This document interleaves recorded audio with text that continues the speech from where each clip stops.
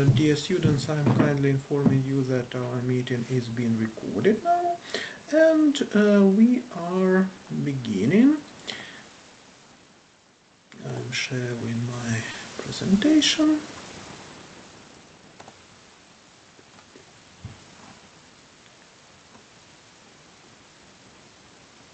Great. Dear students, do you see the full screen of my presentation? Yes, we see. Yeah. Okay, great. So we continue to speak about management, and today I'd like to discuss with you the history of ancient management. Uh, Before 1911, management wasn't a science, and actually it wasn't a recognized field of human activity. So, people used some functions of management, but they did not think that this is some separated, some special activity. And during our today's meeting, I'd like to discuss with you the ancient practices of management, and what is even more important, I'd like to persuade you that actually people did not, I don't know how to say politely, okay, I will transform this phrase in a more polite form. The people were smart enough, but the world was completely different compared with the current situation, and people did not need the sophisticated techniques, managerial techniques. So let's begin. If we speak about ancient times, even about like prehistorical people, uh, could we say that these people used functions of management? Uh, it is not a photo, but is a picture of hunting mammoth. So, and actually, dear students, from our previous meeting, I do hope that you remember four main functions of management: planning, organizing, motivating, and controlling. So, during planning, managers are creating strategy. During organizing, they are delegating tasks from strategy to subordinates, and managers are building the organizational structure of the company. During motivate or within motivating function, they are setting incentives for subordinates, and during controlling, they are checking the results. They are checking if all the objectives were attained during the activity.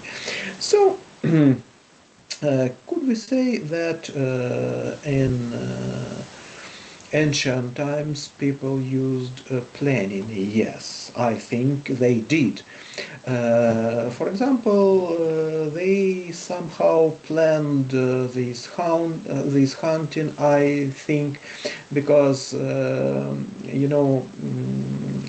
to hunt a mammoth, they needed to separate this animal from another animals. You see this person with fire. I think the main task of this and this person to separate this animal from another mammoths because it is too dangerous to hunt more than one mammoth in one time. So I think they analyzed somehow the results of previous hunting, and they built like a plan of hunting at the basis of the result of previous hunting. So they used planning. Did they use organizing? Yes, they did. You see, all these people have different tools, and I think they had different roles in this hunting, so they somehow separated the activities among the group. So they used organizing function. Did they use motivating? Actually, they had the best, I think, incentive. They were hungry, so they were motivated, I would say. And did they use controlling? Yes, I think they did. For example, if they had some accident during hunting, maybe they somehow transformed the way of hunting or something like that. So even in ancient time, people used functions of management, but they did not realize it. And if to speak about ancient practices of management, we can find that even 3000 years BC, actually, if you don't know, BC means before Christmas, and if we are speaking about current time, it means AD Anno Domini. It's like current century, something like that. It comes from Latin. So maybe people lived in organized group even before, but about this date we can find evidences, some clay tablets, and at these clay tablets we are finding the evidences of living in organized groups. And if people had organized group, they organized it somehow. So we can say that people really used managerial functions of management. And also people used functions of management, first of all, when they built some big objects. At this picture you can see pyramids of Egypt. There are a lot of ideas how these objects, I wanted to say building, but actually maybe it's better to say not building, but objects. So nowadays there are a lot of ideas about building these objects. Maybe somebody helped people to build it, somebody from another planet maybe. However, anyway, to build a big object you need to use functional management, because you need to separate labor somehow. And in history we can find one more example when people used functions of management. It is connected with wars. And generally, the word strategy came from Old Greek language, and it means the art of a general, or art of troop leader. This word was created from two Old Greek words, stratos and agos. And if we are preparing to the battle, do we need to use planning? Yes, we do. Or we have to create a plan of of the battle. We need to organize our troops. We need to motivate them somehow, and then we have to check the results. As nevertheless, we can say that even in ancient history we can find some evidences of management. However, the the modern practice of management is relatively new. It has a little bit more than 100 years, because people used functions of management unconsciously. And as for you, for example, you came to our university to be managers, to become managers, and it means that you will use these functions of management consciously.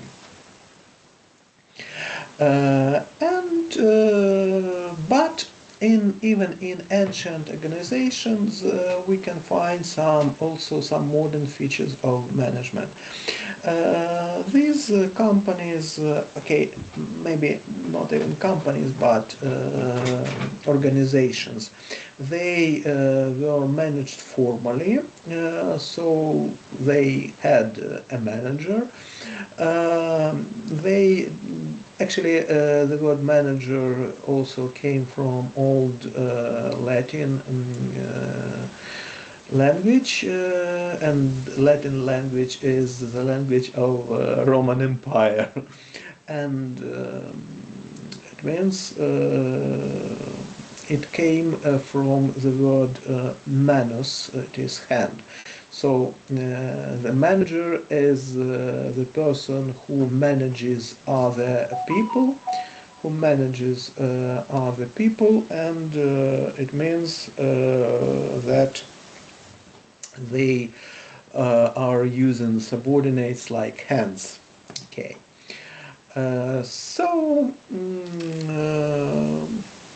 We can find that the organizations were managed formally, and the manager was like a king or a tsar. Can we say that a king was a manager? Sure, he was, or she was. And also big organizations had levels of management. We need levels of management because of a very interesting phenomenon. It is span of management. Any person cannot manage a lot of people in one time. And every manager has his or her span of management. It is the quantity of people that this manager is able to manage. And the average person has about 10 people as a span of management. If the manager is really brilliant, it has about maybe 30 or even 40 people. However, this number is limited. And how to solve this problem? It is easy. We just can divide some organization into some units, for example, into departments. We can set the head of every unit, the head of every department, and then we will manage these like lower managers. And in my example, there are two levels of management, and we can find these practice also even in ancient organizations. Also, speaking a little bit forward, it is actually the piece of organizing function, but you know that modern organizations has a lot of levels of management. Usually organizations has three big levels of management, like top management, middle management, and lowest management.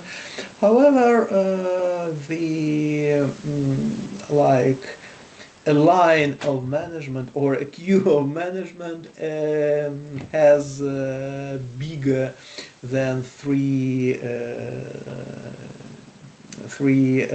pieces of the chain. For example, our university, we have a rector of our university, the head of our organization. Then we have vice rectors. We call it as prorectors. We have I'm not sure, 4 or 5 vice rectors. The next level we have deans or directors of our institutes or faculties. We have both faculties and institutes. If we have big, so it is an institute, and a director of our institute is Taras Denko. You must know him. And then we have the head of departments. So we have four like steps, 4 levels of management, and some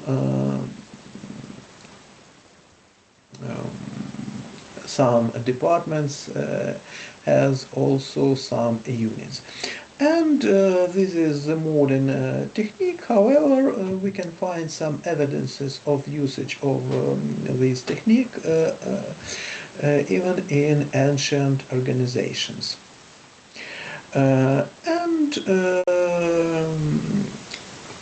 generally, in prehistorical organizations, management was mostly connected with army. So in army they had a very strict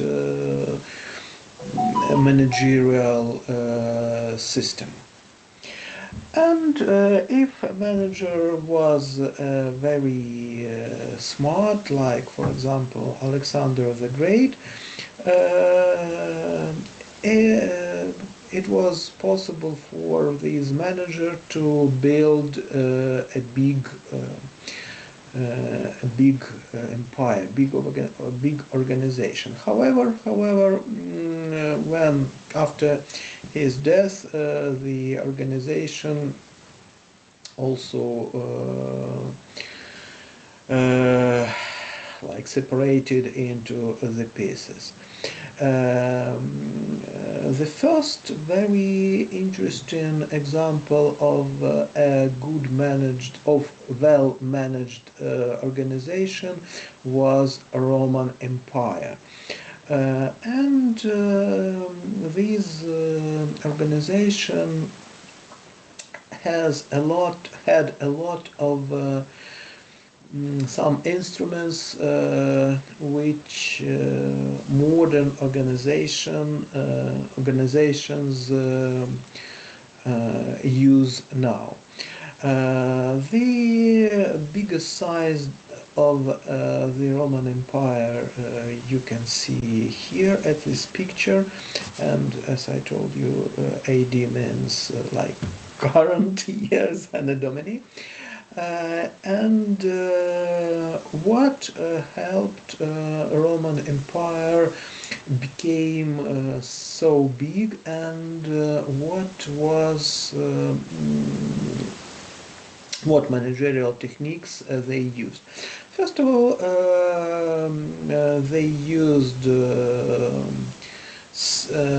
levels of management, but also they realized one very important thing, that management needs communication system, and a good manager is the person who builds the organizational communication system in their organization. Um at this screen, you can see at the right picture, you can see the system of roads of Roman Empire, and it is like a blood system of the country. And at the left road, you can see the Appia Road in Rome. When I was in Rome, I visited this place.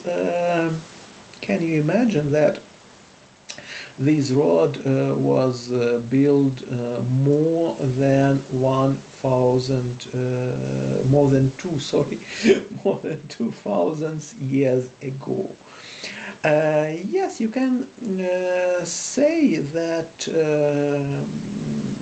they had slaves to do it. However, they were clever enough to understand that the country needs the good system, the good communication system. And this system of roads was used not only to communicate, because how we can communicate now? We can call, we can send a letter, and in previous times it was the only way to communicate, to send a person with a written letter. And you know, if we did not have good roads, it took a long time to go from one region to another region. And if we have roads, it takes not so long time. And what was more important, that these roads were used for transporting army to some regions. So if one region decided to fight against Roman rule, so it took not a very long time to go to this region. But the very interesting characteristics of management in previous time was the phenomenon that they had a few middle managers. Because they had a few middle managers, because actually they were afraid, the top management level were afraid of being killed, and they decided not to have a lot of middle managers in their system. And frequently it was like one-man show. But if the manager was smart, so the organization was successful. But if not, the organization had some problems. And what does it mean, one-man show? It means that it was only one person who managed all the processes within the company. So it was like a king or a tsar, something like that. Another very interesting example of ancient organization is Roman Catholic Church. Why it is so interesting? Because it is alive now. And if we think what helped Roman Catholic Church to stay alive through thousands of years, we can say that the answer is good management. They have a very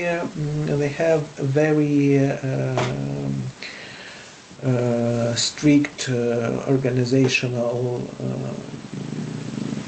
roles within it. They have structure like Pope, cardinals, archbishops, bishops, and good management helped these organization to stay alive through the years. And now I'd like to compare the old organization and new organization. What is the purpose of this activity? I'd like to persuade you that in ancient times people did not have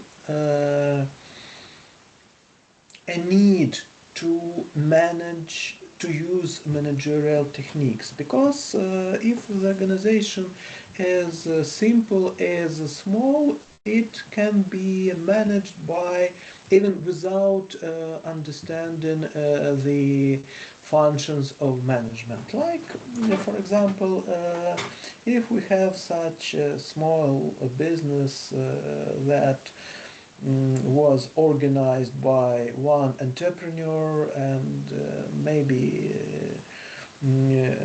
he is producing something, okay, he's baking some sweets, for example. It is family business, husband and wife, they decided to produce some sweets, some biscuits, for example. So should they need understanding the managerial functions? I think it would be better to understand it. However, they can run this business even without understanding what management is it. It is just because the organization is simple. But if the organization is big enough, we need formal functions of management. And I'd like to compare the old organizations, okay, maybe not, it's not correct to say old organizations in like previous times, in ancient times, and modern organizations. In ancient times there were a few large organizations and no really huge business. And now there are a lot of extremely large organizations, and not only business but also non-profit organizations. Several years ago I read a very interesting article. Where is Nike? You know, it is the company producing sports equipment, and we used to pronouncing this word as Nike in our country. However, Americans they are pronouncing this word as Nike, and this is the correct pronunciation because, you know, like a name of a person, we have to pronounce the name of the person how the person pronounces his or her name. So, what was the idea of this article? There is Nike.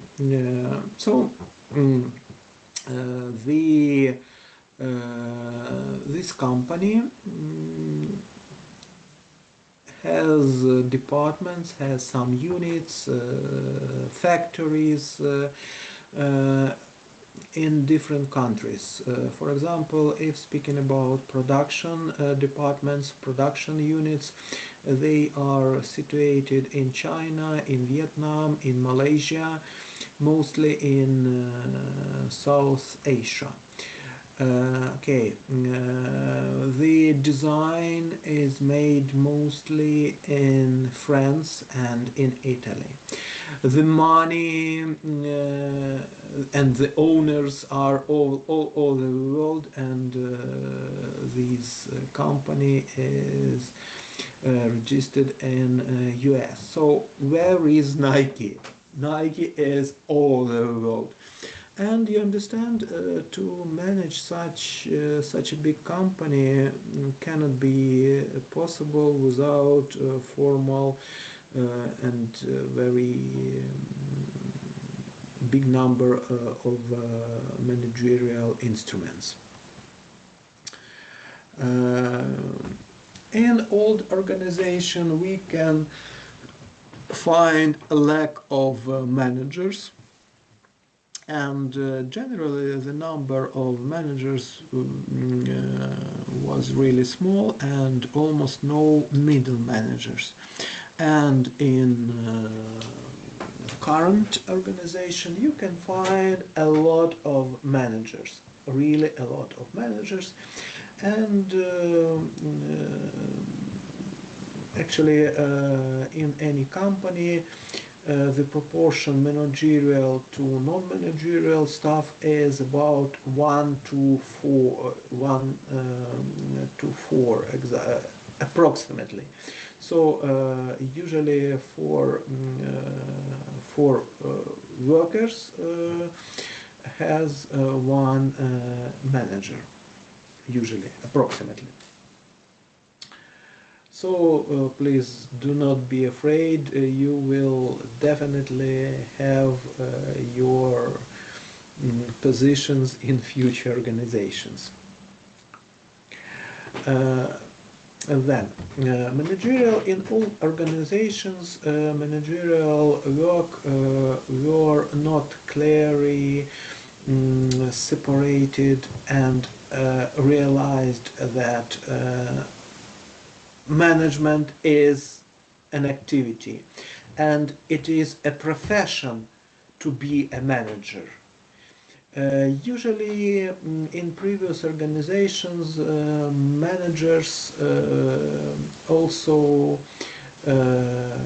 performed some non-managerial functions. And in modern organizations people are using also managerial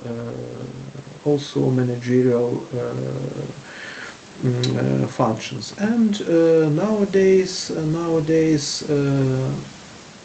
we understand that manager is a profession, and management is a recognized field of human activity.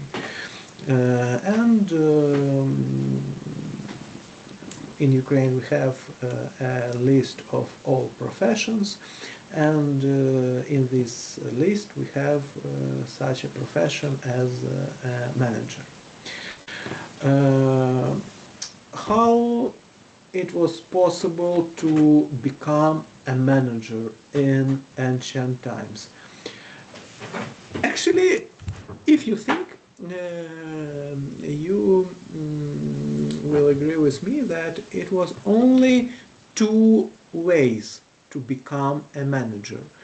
The first way was to be born in the family of the manager. So how it was possible to become a king, to be born in the family of a king, or to kill previous manager, you know.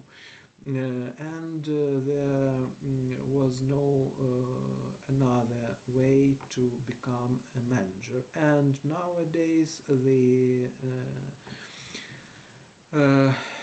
succession of management based only on competence, and you are happy enough that you have that you do not have to kill somebody to have a good position of a manager. I am joking. However, now shareholders and owners of a business, they are trying to find the best manager to manage the company, and if somebody is smart enough, it is completely enough to get a good position. There are some not I said only being smart. Being smart is not enough. The person must be educated also, because the smart is only one piece, but it is like complex of different different personal characteristics. However, anyway, can a person with not from one company become a good manager within the company? Yes, sure. They can. In old organizations, only few people were able to make important organizational decisions.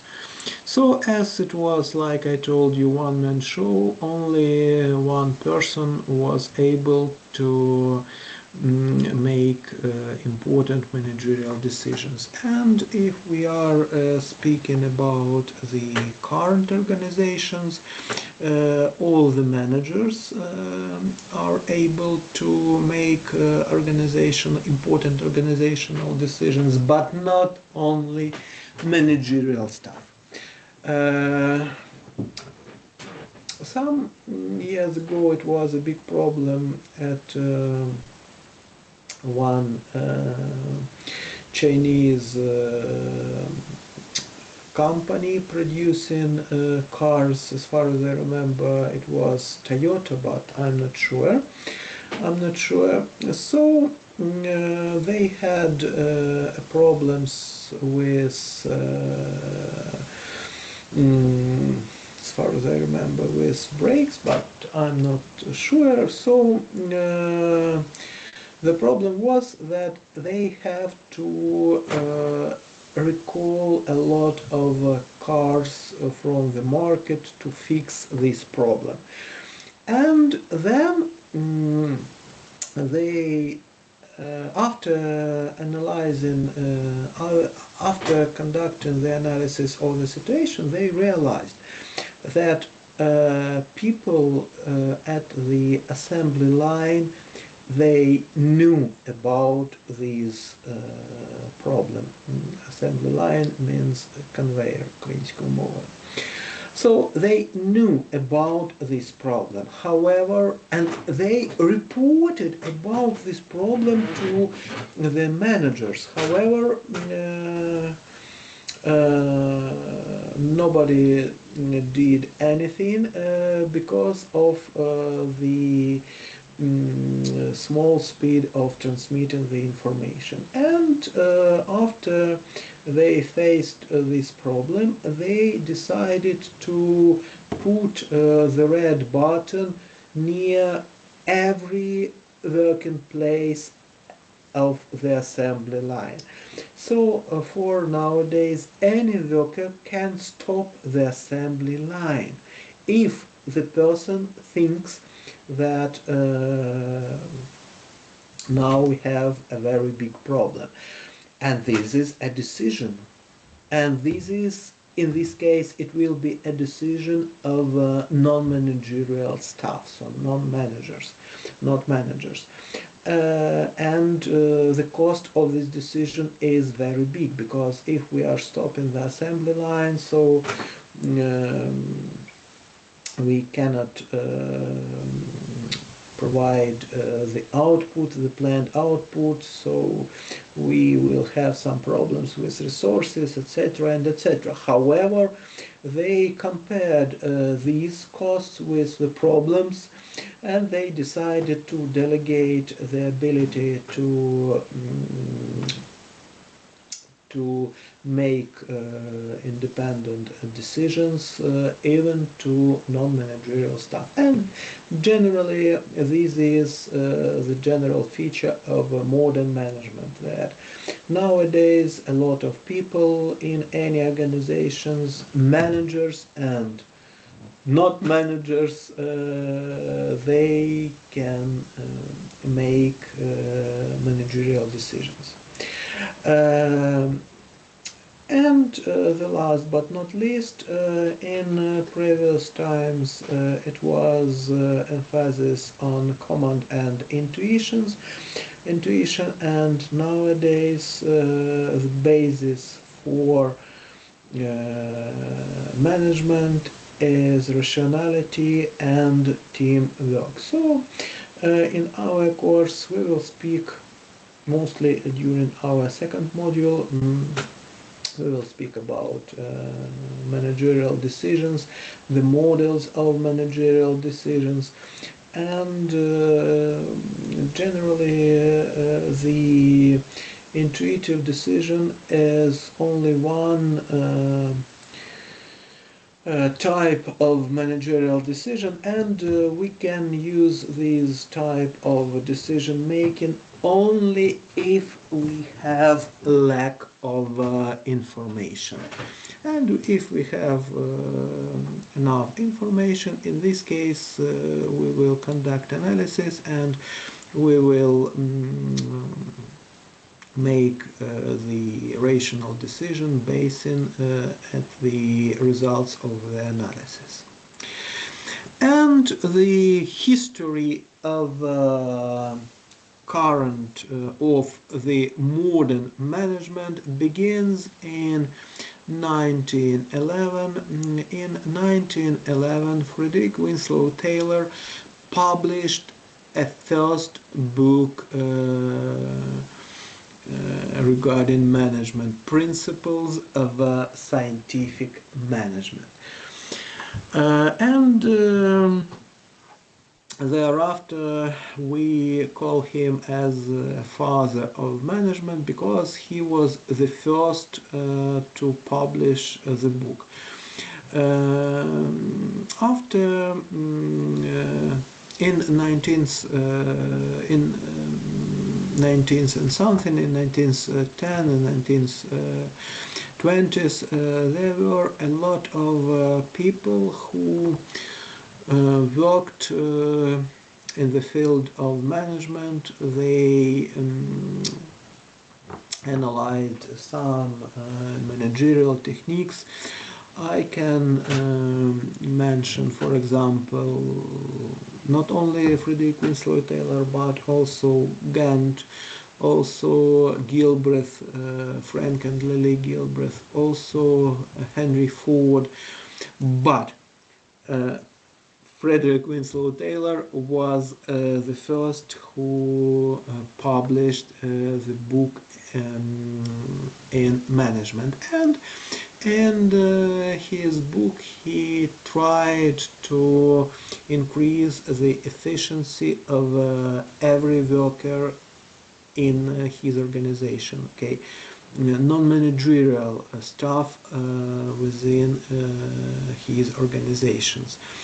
But what was more important, that after publishing his book, management became a recognized field of scholarship generally.